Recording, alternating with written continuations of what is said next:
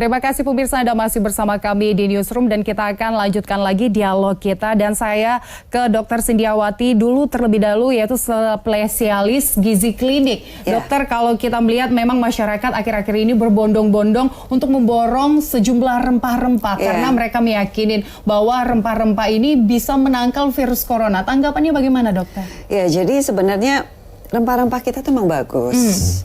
Tapi uji klinis yang belum ada uji klinis tersebut yang untuk menangkal virus corona tersebut.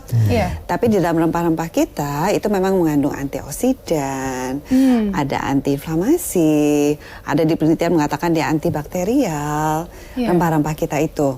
Dan sebenarnya tidak hanya itu, kita makan nggak hanya mikirin si rempah-rempah itu aja. Kita juga mesti memenuhi kebutuhan nutrisi kita.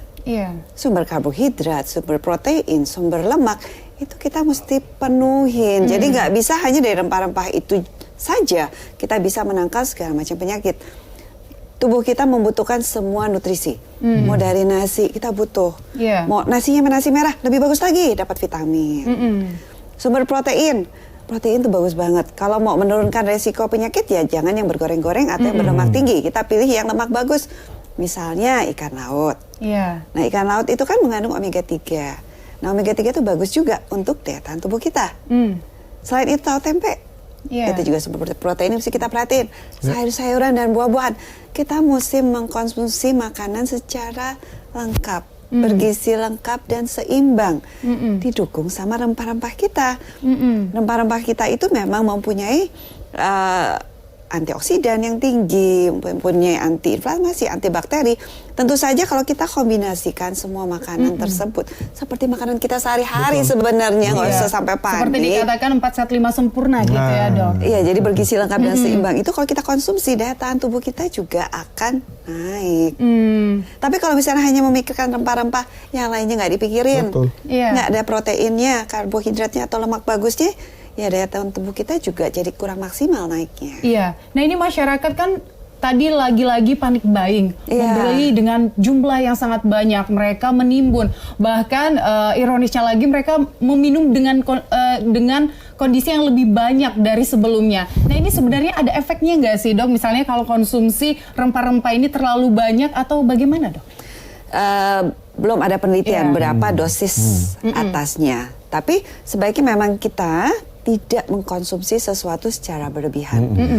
Rempah-rempah tadi seperti kurkumin itu sebenarnya dia bioavailabilitasnya atau penyerapannya itu tidak bagus kalau tidak dikombinasikan. Dikatakan di literatur itu kalau dia dikombinasikan misalnya dengan merica, nah itu penyerapannya juga jadi lebih membaik. Lah nggak ada salahnya kita jadi makanan kan? Kalau jadi makanan itu akan membantu untuk memaksimalkan penyerapannya dia dan tidak perlu sampai terlalu berlebihan karena berlebihan juga belum tentu dia akan terserap secara maksimal. Berarti memang harus sesuai kebutuhan tubuh, sesuai takarannya, tidak perlu berlebihan. Ya saya ke Bang Roy Mandel lagi nih, Bang Roy. Kan tadi ini masyarakat berbondong-bondong beli rempah-rempah nih. Mereka percaya bisa menangkal. Nah ini lagi-lagi membuat oknum-oknum nakal, menaikkan harga. Itu bagaimana, Bang Roy? Betul. Iya, saya meminjam tadi istilah Dokter Regina bahwa berlebihan itu nggak baik. Belanja berlebihan, air berlebihan atau banjir itu juga nggak baik ya. Kemudian apalagi ya menumpuk berlebihan ya akhirnya juga ya itu tadi adanya penimbun dan lain sebagainya. Sesuatu yang berlebihan itu nggak seimbang dan nggak baik. Dan katakanlah kalau tadi ada yang borong kemudian dengan maksud menimbun, menyimpan kemudian juga nanti akan menjualkannya lagi.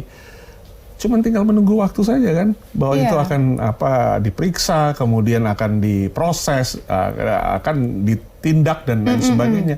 Kan sangat disayangkan sebenarnya ya. Lebih baik tidak perlu berlebihan, bisnislah, usahalah yang sewajarnya ya. Kalau memang bisa merintis usaha, melakukan pekerjaan yang semaksimal seusahanya itu. Jadi tidak perlu melakukan hal-hal yang seperti itu karena ya kami menghimbau karena prinsip dasarnya kan kalau kami kehadiran para peritel ini menyediakan kebutuhan masyarakat, konsumen Indonesia, baik itu kebutuhan pangan maupun juga non pangan. Kalau yang tadi disebut temulawak, kunyit, jahe dan sebagainya itu kita masuk kategori spices atau bumbu-bumbu ya, atau pangan. Nah ini selama ini kan normal. Ya.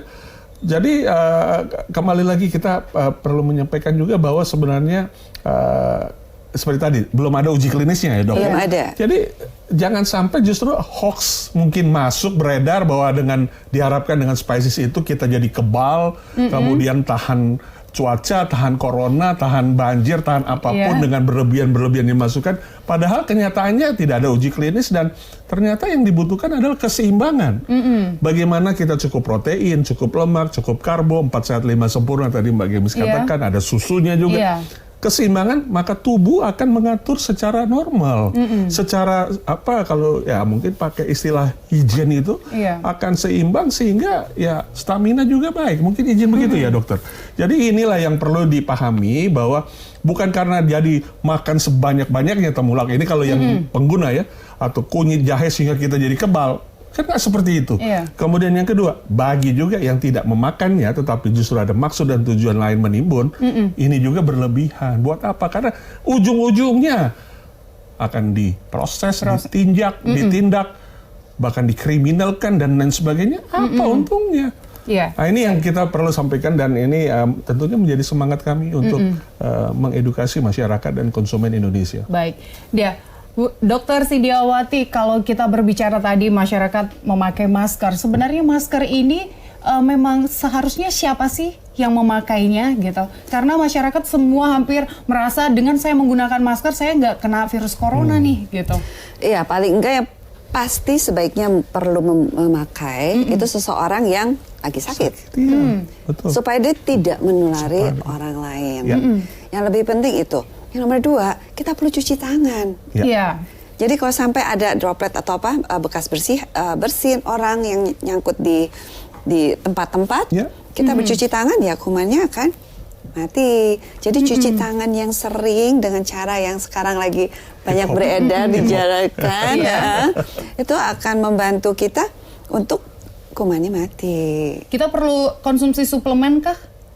Gini, kalau makanan yang kita konsumsi bergizi lengkap dan seimbang, jumlahnya sesuai kebutuhan kita, ya tidak perlu. Kecuali dalam kondisi tertentu, mungkin misalnya kita lagi daya tahan tubuhnya turun, mau sedikit menambahkan vitamin, boleh. Tidak usah sampai berlebihan, sedikit menambahkan boleh saja. Tapi suplemen yang sampai dosis tinggi ya mungkin nggak butuh. Ya, lagi-lagi disesuaikan dengan apa tidak usah yang berlebihan dibutuhkan tubuh, karena berlebihan itu tidak baik. Dan perbincangan kita akan kita lanjutkan sesaat lagi bersama kami tetap di Newsroom pemirsa.